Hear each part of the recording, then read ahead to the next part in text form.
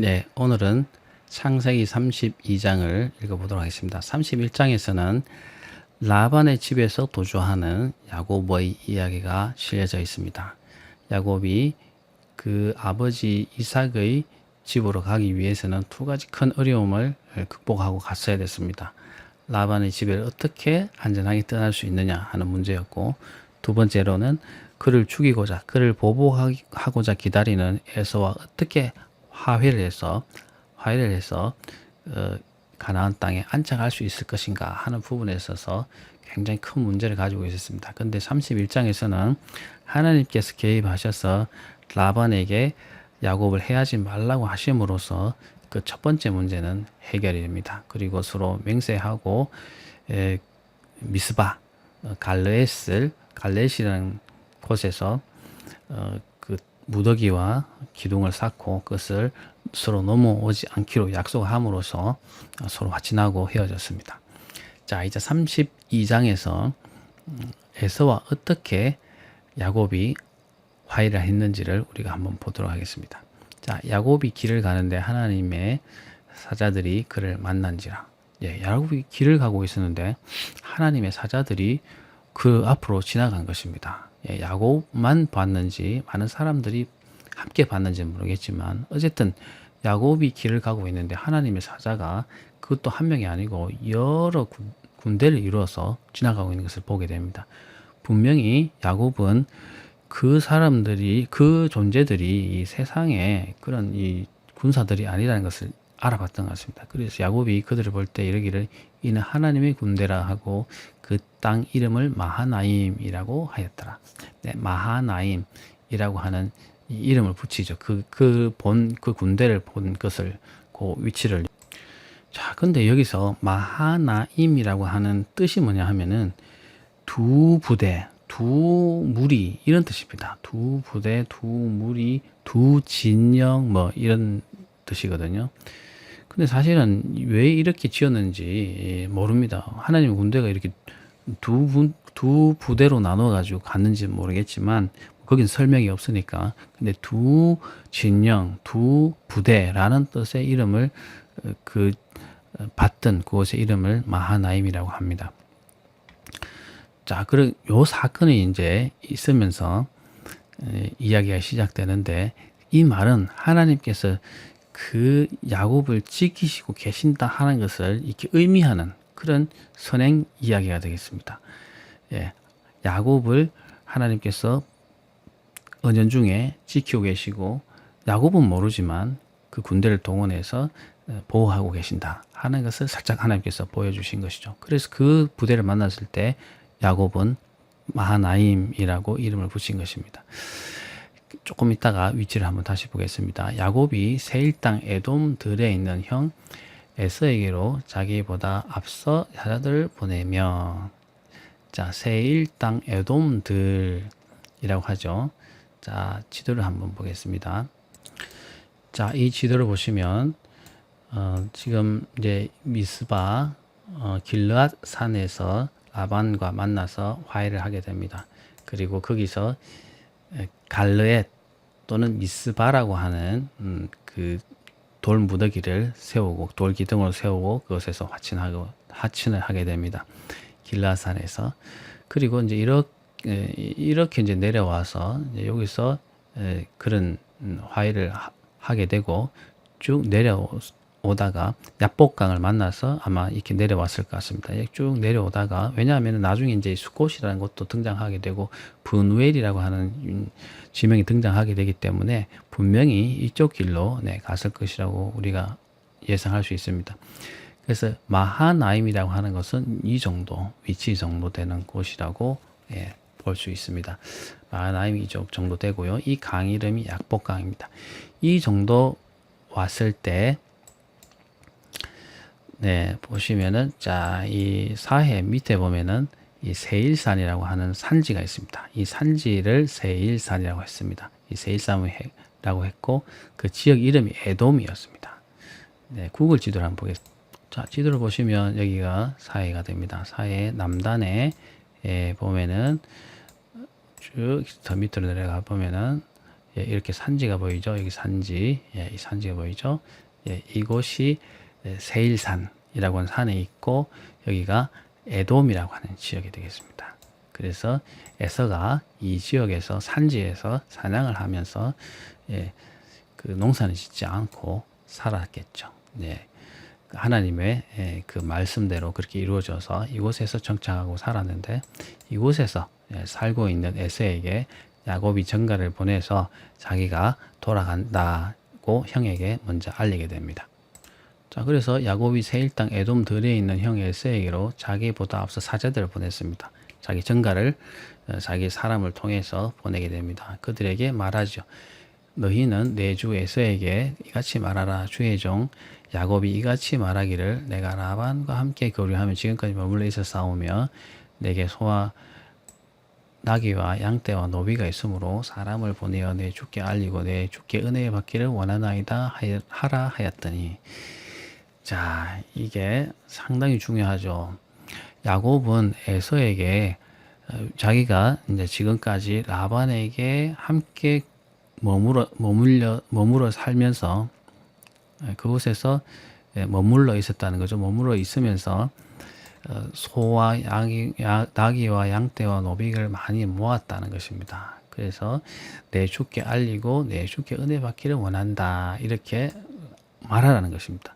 이 말은 뭔가 하면 내가 라반의 집에서 오래 머물러 있는 동안에 많은 가축들을 또는 사람을, 종들을 내가 얻어서 내게 형님에게 가는데 내가 형이 갖고 있는 아버지로부터 상속받은 그 받을 재산을 내가 형에게서 아무것도 받지 않고 받아도 되니까 형이 나를 받아주고 은혜로 나를 대해달라 하는 그런 의향을 비치기 위해서 자기의 사람을 먼저 보내서 형의 마음을 누그러뜨리려고 지금 하고 있는 것입니다. 그만큼 야곱은 지금 에서의 마음에 조금이라도 언짢은 그런 행동을 해서 에서가 자기에게 보복할까 싶어서 두려운 마음에 떨고 있는 것입니다. 그만큼 야곱은 굉장히 지금 형 때문에 걱정하고 있는 것입니다. 그래서 먼저 보내서 에서를 만나게 했습니다. 그래서 사자들이 야곱에게 돌아와서 이제 말합니다.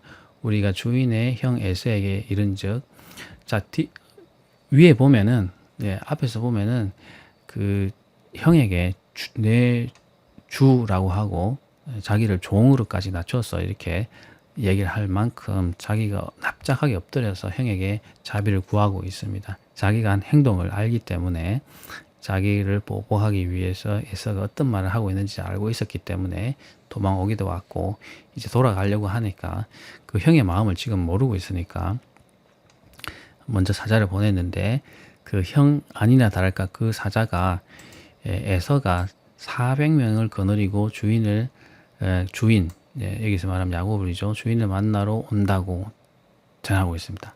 400명이나 되는 사람을 데리고 왔다는 것은 엄청난 그 부대죠. 아브라함이 그 롯을 잡아간 연합군의 군대를 쫓아가서 다시 찾아오지 않습니까? 그때에 데리고 갔던 자기가 길렀던 부대의 인원이 몇 명이냐면은 318명이었습니다. 물론 이제 동맹이 같이 가긴 갔지만 318명이 가서 그 임금들의 부대를 연합 부대를 우찌로 돌아왔거든요. 318명이었거든요. 근데 지금 여기서는 400명을 거느리고 온다 하니까 야곱은 두려울 수밖에 없죠. 만약에 에서가 그냥 좋은 의도로 온다 하면은 많은 사람들을 데리고 올 리가 없잖아요. 뭐 대체로 보면은 만약에 보복하지 않을 것 같으면 많은 사람들을 데리고 올 리가 없는데 많은 사람들을 데리고 온다 하니까 그 형의 뜻을 잘 모르고 의향을 지금 모를 수밖에 없는 거죠. 두려워할 수밖에 없는 거죠. 부정적으로 지금 생각할 수밖에 없는 것입니다. 그래서 야곱이 두렵고 답답하여 자기와 함께한 동행자와 양과 소와 낙타를 두 떼로 나누고, 자, 마하나임, 예, 두 부대, 두 떼라고 하는 하나님의 군대를 만났을 때 두 떼라고 그 이름 지었던 그 지역의 이름이 생각납니다. 지금 이 두 떼로 지금 나누는 상황에서. 그래서 자기가 이끌고 있는 사람과 가축을 다 두 떼로 나눠서 혹시 한 떼가 공격을 받아서 한 떼가 죽더라도 한 떼는 도망가게 하거나 도망갈 시간을 벌거나, 또는 자기가 그 두 떼가 서로 공격받고 있더라도 도망갈 시간을 벌기 위해서, 예, 이제 한 떼로 같이 가지 않고 두 떼로 나눠서 가는 지혜를 발휘하게 됩니다. 이것이 교활한 행동이 아니고, 어떻게 보면 이걸 교활하다고 보는 분들이 있는데, 그것은 야곱이 이 에서가 어떤 마음으로 올지 모르니까, 에서가 혹시나 자기를 공격하면 최대한 자기가 도망하고 피할 수 있는 당연한 그런 지혜를 쓰고 있다고 저는 생각이 됩니다. 이것이 부정적으로 꼭 볼 필요는 없다고 생각합니다. 목축을 하는 사람들이 어떤 그 자기를 약탈하는 사람들이 갑자기 나타날 수 있기 때문에 때를 여러 때로 나누어서, 예, 그런 데 대비하는, 네, 그런 것은 당연하거든요. 마찬가지로 지금 야곱이 많은 가축을 이끌고, 예, 자기를 혹시 해하러 올지 모르는 야곱 에서에게 간다고 하면은 당연히 지혜를 짜내서 그런 방법을 쓸 수밖에 없었지 않겠습니까? 그것을 너무 교활하다고 볼 필요는 없을 것 같습니다.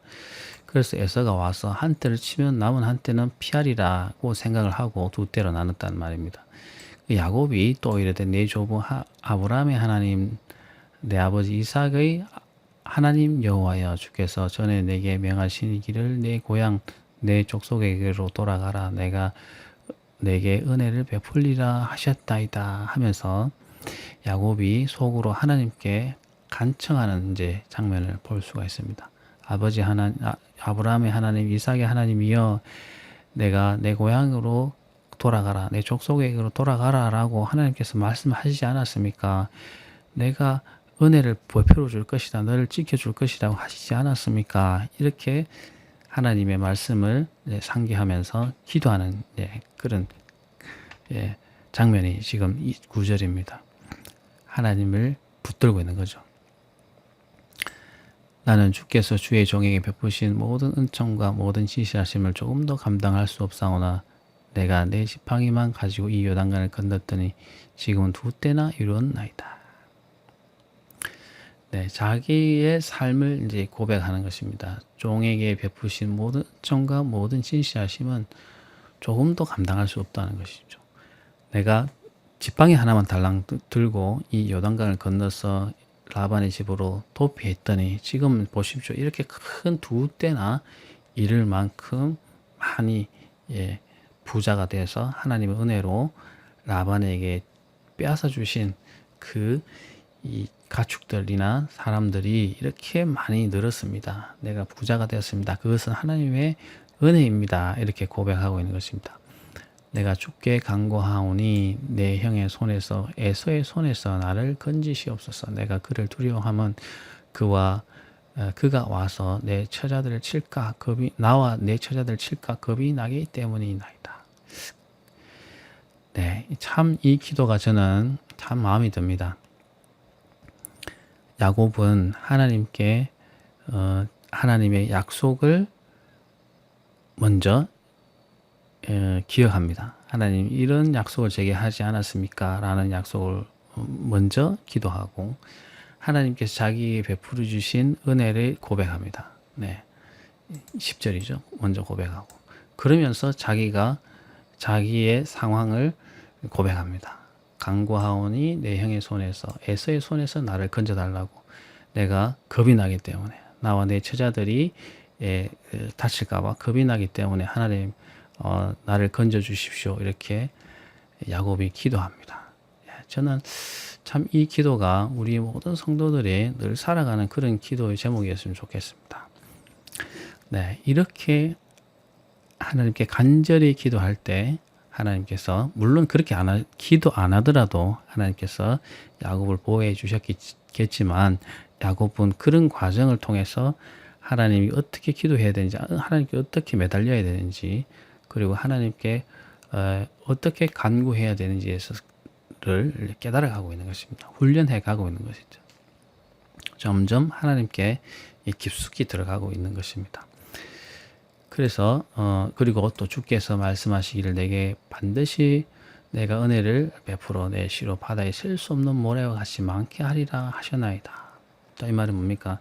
내가 이곳에서 죽으면 하나님께서 내게 약속하신 내 시로 말미암아서 바다에 셀 수 없는 모래와 같이 많게 하리라 하신 것을 이루시기 어렵지 않습니까? 그러니까 나를 보호해 주십시오. 이렇게 기도하고 있습니다. 성도 여러분, 모든 우리의 삶 속에서 어떤 문제에 봉착할 때 우리는 이렇게 기도하면 되겠습니다. 하나님께서 우리를 사랑하시고 우리를 선택하시고 우리에게 보호하시기로 하신 것을 우리가 기억하면서 어떤 상황들을 간절하게 사실적으로 나의 두려움을 말하고 또 하나님께서 도와주실 것에 대해서 구하고 또 하나님께 맡겨버리고 이렇게 하는 것이 우리의 참다운 기도가 아닐까 생각이 됩니다. 자, 그렇게 우리 기도하는 우리가 됐으면 좋겠고요. 야곱이 거기서 밤을 지내고 그 소유 중에서 형 에서를 위하여 예물을 택하니, 자, 하나님께 기도했지만 그는 에서를 그렇게 자기를 찾아오는 에서의 마음을 누그러뜨리기 위해서 또 나름대로 또 노력도 합니다. 우리도 기도도 해야 되겠지만 노력도 함이 필요할 것 같습니다. 이것을 부정적으로 꼭 볼 필요는 없는 것 같습니다. 어떻게 노력을 했느냐 하면 암염소 200, 순염소 20. 자, 여기서 우리가 하나 아셔야 될 것이 있습니다. 가축을 기르게 되면 암수 비율을 보통은 수컷은 줄이고 암컷은 많이 합니다. 그래서 순염소는 씨를 위해서 몇 마리만 있으면 되고 실제로 낳아서 새끼를 낳아서 번식시킬 수 있는 암컷을 많이 데리고 있는 것이 더 효율적이죠. 순염소는 실질적으로 젖도 나는 것도 아니고 새끼를 베거나 놓을 수 있는 것이 아니기 때문에 순염소를 많이 확보하기보다는 암컷을 많이 데리고 있는 것이 이 가축을 키우는 데 유리합니다.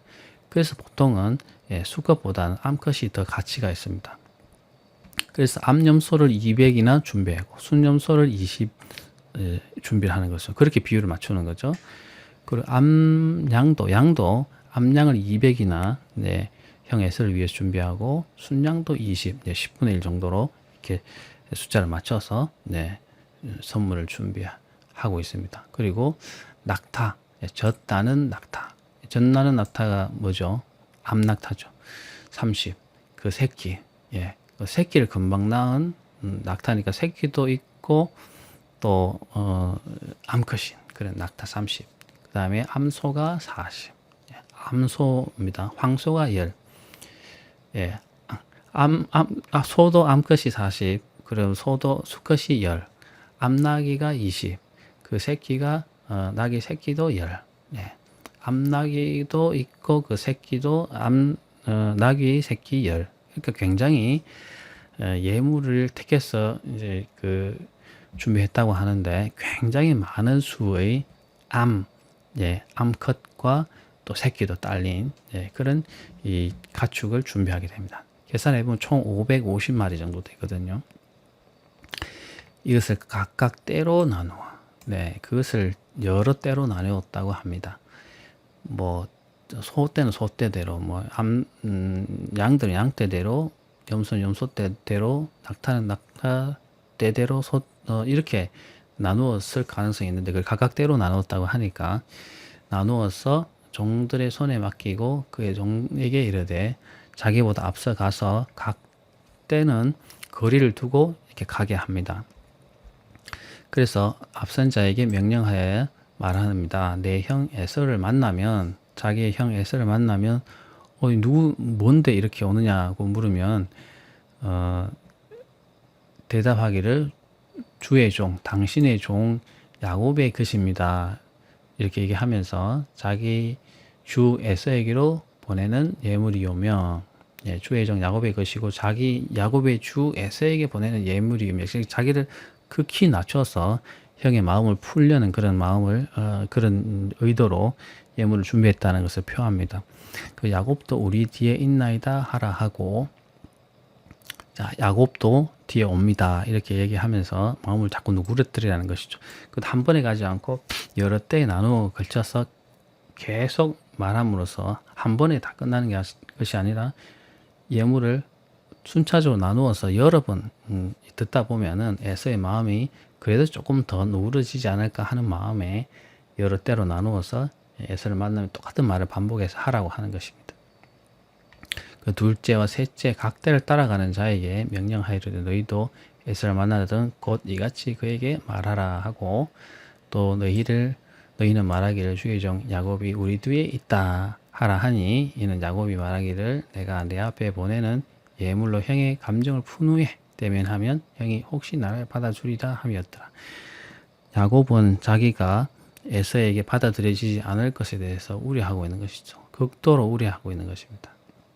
그래서 조금이라도 형의 마음에 풀 수 있는 방법이 있다면 그것을 최대한 활용해 보려고 지금 노력하고 있습니다. 예물을 줘서 누구를 끌어 보려고 하고 있습니다. 자, 그래서 그 550나 되는 가축들을 먼저 앞에 보내고, 네, 이제 그 나머지 무리를 이제 한꺼번에 모아놓고 이제 밤을 새게 됩니다. 밤을 지내게 되죠. 그래서 밤에 일어나 두 아내와 두 여장과 11아들을 인도하여 야복 나루를 건널세. 그들을 인도하여 시내를 건너가게 하며 그의 소유도 건너가게 하고. 자, 밤에 이제 이 가족들이 그 야복 강가를 이제 건너가게 됩니다. 그런데 왜 밤에 이 야복강을 건넜는지는 정확하게 우리가 좀 알기는 어렵습니다. 근데 야복강이 어디냐 하면 지도를 한번 보겠습니다.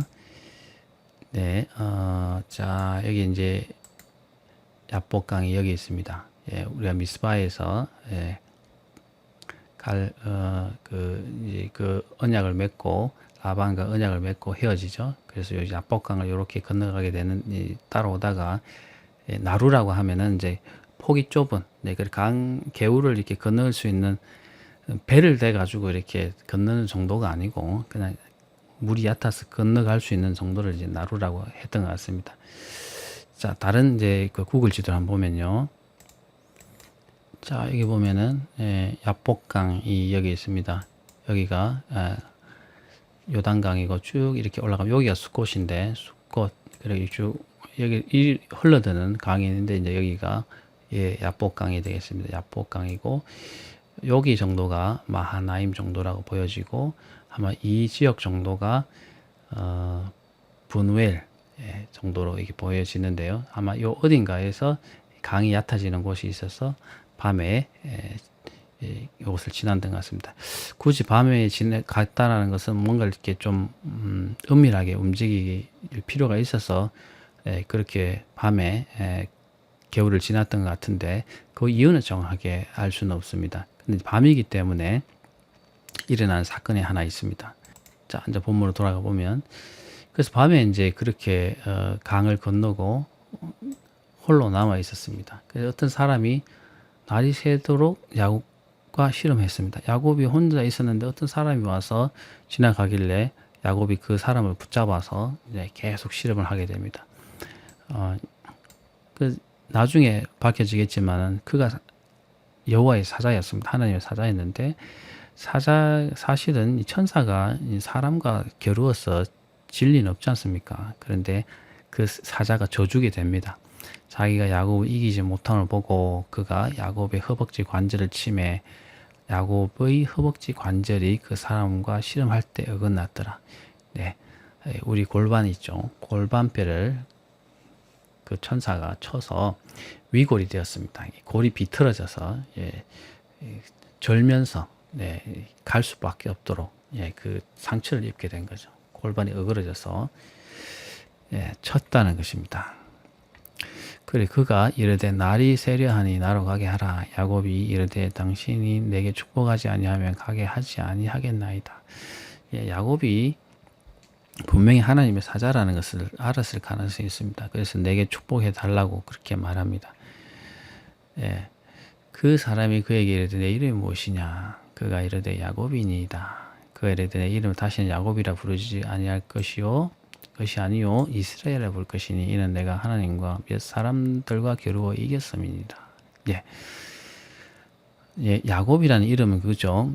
그 형 에서와 날 때 그 형의 뒤꿈치를 잡았기 때문에 그 뒤꿈치를 잡았던 의미의 야곱, 별로 좋지 않죠. 배신하거나 나쁜 짓을 하는 그런 사람들에게 흔히 말하는 그런 행위인데, 뒤꿈치를 상하게 한다는 그런 뜻인데, 그런 이름이 야곱이니까 그 야곱에 대해서 뭐 세상적으로 아버지가 지어준 이름이니까 꼭 그렇다고 야곱이 야같다, 나쁘다 이렇게 보면 안 된다고 그랬죠. 이름은 그 사람의 모든 삶을 결정하는 것이 아닙니다. 그 삶을 성격을 100% 규정하는 것이 아닙니다.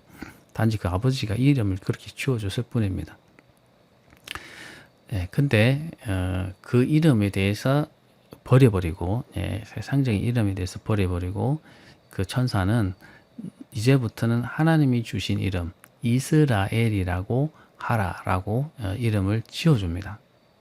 근데 이 이스라엘이라는 이름은 하나님께 겨루어 이겼다라는 뜻도 있고, 또는 하나님이 통치하신다라는 그런 뜻도 있습니다. 그래서 결국은 하나님이 그 사람과 관련이 있는, 하나님과 동행하시고 하나님과 싸워서 이겼다라는 그런 훌륭한 뜻의 이름이 되겠죠. 그것이 나중에는 하나님의 부름받은 백성, 그 백성 히브리인들을 총칭해서 이루는 나라 이름이 되죠. 그것이 이스라엘입니다. 이 야곱의 바뀐 이름, 하나님이 직접 지어주신 이름이 바로 이스라엘인 거죠.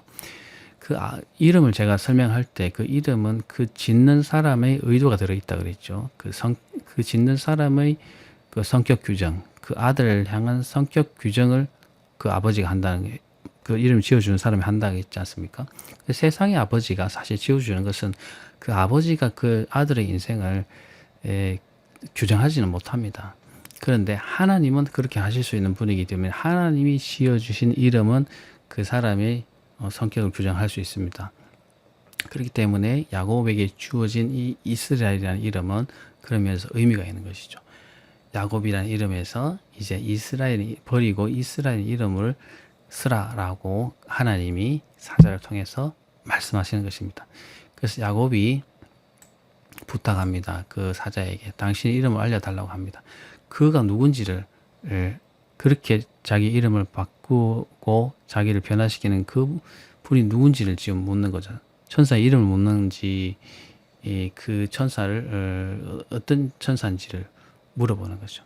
근데 어찌하여 내 이름을 묻느냐 하고 거기서 야곱에게 축복해 줍니다. 그 이름을 얘기하지 않죠. 그러므로 야곱이 그 이름을 브니엘이라 하였으니 그가 이르기를 내가 하나님과 대면하여 보았으나 내가 생명이 보존되었다 함이더라. 브니엘. 브니엘은 하나님을 보았다라는 뜻입니다.